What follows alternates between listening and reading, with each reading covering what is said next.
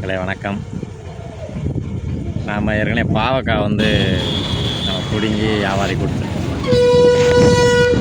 நேற்று என்ன பண்ணிட்டோம், சரி நம்மளே கொண்டு போய் விற்கலாம், ஏன்னா முடிஞ்ச வரைக்கும் ஓஞ்சிருச்சு. அதனால் நேற்று ஒரு 4-5 கிலோ இருந்துச்சு, நம்மளே போய் விற்கலான்னு சொல்லிட்டு மதுரை எல்லிஸ் நகருக்கு போயிட்டோம். அதை தான் நீங்கள் பார்ப்பீங்க. இப்போ நம்ம அந்த இதை நம்ம இங்கே லோக்கலில் கொடுத்தோம்னா 350 ரூபாய்க்கு கொடுக்கணும்னு வச்சுக்கோங்களேன். 50 ரூபா அவ்வளோதான். அதே இதை சின்ன பாவக்காய் மிதிப்பாகல் கிட்டத்தட்ட ஒரு 4.5 கிலோ இருந்துச்சு. சீனி அவரை ஒரு 5-6 கிலோ கிட்ட, ரெண்டும் சேர்த்துனா ஒரு 500 ரூபா 550 ரூபா அவ்வளோதான். சீனி அவரை கிலோ 20 ரூபான்னு எடுப்பாங்க. நம்ம கொடுத்துருவோம். ரெண்டு சேர்த்தா ஒரு 500 ரூபாலேருந்து 550 ரூபாய் தான் கொடுத்துருப்போம். நேற்று நம்மளே போய் சரி விற்போம், என்ன பண்ணுறது, விவசாயம் பண்ணிட்டோம், டைரக்ட் சேல்ஸ் பண்ணி பார்ப்போம் அப்படி சொல்லிட்டு போனோம்ப்பா. ஒரு சாம்பிள் பார்க்க 1300 ரூபாய்க்கு விற்போம். ரெண்டையும் சேர்த்து எவ்வளோ வித்தியாசம், அப்படியே மிரண்டு போயிட்டு. ஆக்சுவலாக நம்மளுக்கு ஏற்கனவே தெரியும், நம்மளுக்கு கொஞ்சம் மாடு இருக்கிறதுனால போக முடியாமல் இருந்துச்சு. சரி போய் தான் பார்ப்போமேனு உச்சமாக தான் இருந்துச்சு. நான் போய் ரோட்டில் உட்காந்து விற்கணுமே அப்படின்னு சொல்லிட்டு நான் நேற்று நானே என் ஒய்ஃபும் போனோம். கரெக்டாக ஒரு 6 மணிக்கு போகணுன்னு வச்சுக்கோங்களேன். ஒரு 8:30-8:45 விற்றுட்டோம். மிதிப்பாகலை அவ்வளோ தேடி தேடி மக்கள் விரும்பி வாங்கி சாப்பிட்றாங்க. அதை நம்ம கெமிக்கல் அடிக்காமல் பண்ணுறோமா இயற்கை விவசாயத்தில். அதனால் நம்ம சொல்லி கொடுத்துருந்தோம், எல்லாமே நல்லா வாங்கினாங்க. அது கூட ஒரு சின்ன சின்ன வீடியோ கிளிப் எடுத்தோம். அவங்க நிறைய பெண்கள் தான் வாங்கினாங்க. அதை நம்ம வீடியோ எடுக்க வேணாம், அது கொஞ்சம் நல்லா இருக்காது அப்படின்னு சொல்லிட்டு நம்ம அந்த சேல்ஸ் ஆகாத நேரம் மட்டும் சின்ன சின்ன கிளிப் எடுத்து நம்ம அந்த பதிவில் போடுவோம். அதனால் விவசாயிகள் நம்ம அடுத்த கட்டத்துக்கு போகணும், வைக்கணும்னா டைரக்ட் சேல்ஸ் தான். Consumer to farmers, farmers to consumer அப்படின்றால் மட்டும்தான் கண்டிப்பாக விவசாயத்தை லாபகரமாக கொண்டு போக முடியும். 500 ரூபாய்க்கு விற்கிறது 1300 ரூபாய்க்கு விற்கிறதுனா அப்போ எவ்வளோ வித்தியாசம்.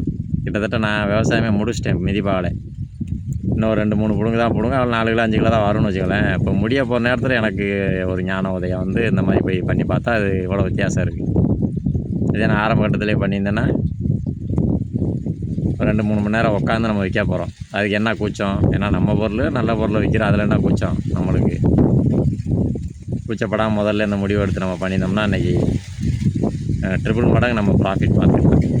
நம்ம அவங்கள்ட்ட கொடுத்தே ஓரளவு ப்ராஃபிட் தான். ஆக்சுவலாக என்ன ஆயிடுச்சுன்னா, நாம் பண்ணதில் ஒரு 100 ரூபானா நம்மளுக்கு 30 ரூபா தான். 30 ரூபா தான் நிற்கிது. கிட்டத்தட்ட 70 ரூபாய்க்கிட்ட அந்த வியாபாரி விற்று ப்ராஃபிட் பார்க்குறாங்க. உழைப்பு நம்மளுது, விதை நம்மளுது, பட்டம் போடுறதுலேருந்து, தண்ணி பாய்ச்சறதுலேருந்து, உரம் போடுறதுலேருந்து, களை எடுக்கிறதுலேருந்து, மருந்து தெளிக்கிறதுலேருந்து எல்லாமே நம்மளுது.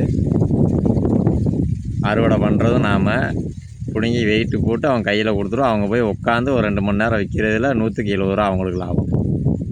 இம்புட்டு பண்ணுற நம்மளுக்கு வெறும் 30 ரூபா தான் லாபம். இது என்ன மையத்துக்கு அவங்களுக்கு கொடுக்கணும். அதனால் இப்போ நாம் சந்தைக்கு கிளம்பலான்னு ஒரு முடிவு பண்ணியாச்சு. நீங்கள் வீடியோ பார்க்குறீங்கன்னா மதுரையில் இருந்தீங்கன்னா நாம் எந்த சந்தைக்கு போகிறோன்றதை அடுத்தடுத்த பதிவில் போடுவோம். உங்களுக்கு இயற்கை விவசாயத்தில் விளைஞ்ச பொருட்கள் வேணும், ஆனால் நம்ம வேறு யார்ட்டையும் விற்கிறதெல்லாம் இல்லை, வாங்கி விற்கிறதெல்லாம் இல்லை, நம்மளோட என்ன விலையுதோ அதை மட்டும் தான் விற்கிற மாதிரி ஐடியா. உங்களுக்கு தேவைப்பட்டுச்சுன்னா வந்து வாங்கிக்கோங்க. முடிஞ்ச வரைக்கும் விவசாயிகள் டைரக்ட் சேல்ஸுக்கு முயற்சி பண்ணுங்கள், நல்லா லாபகரமாக இருக்கும்.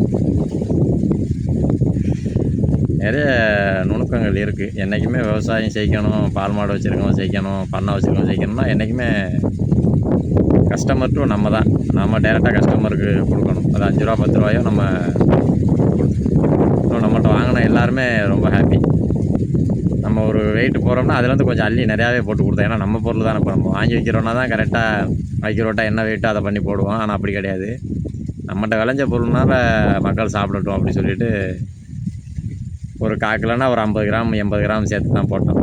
அதில் ரொம்ப ஹாப்பி. அடுத்து நீங்கள் இங்கே தான் போடுவீங்களா, கடை போடுவீங்களான்ற மாதிரிலாம் கேட்டிருந்தாங்க நிறைய மக்கள்.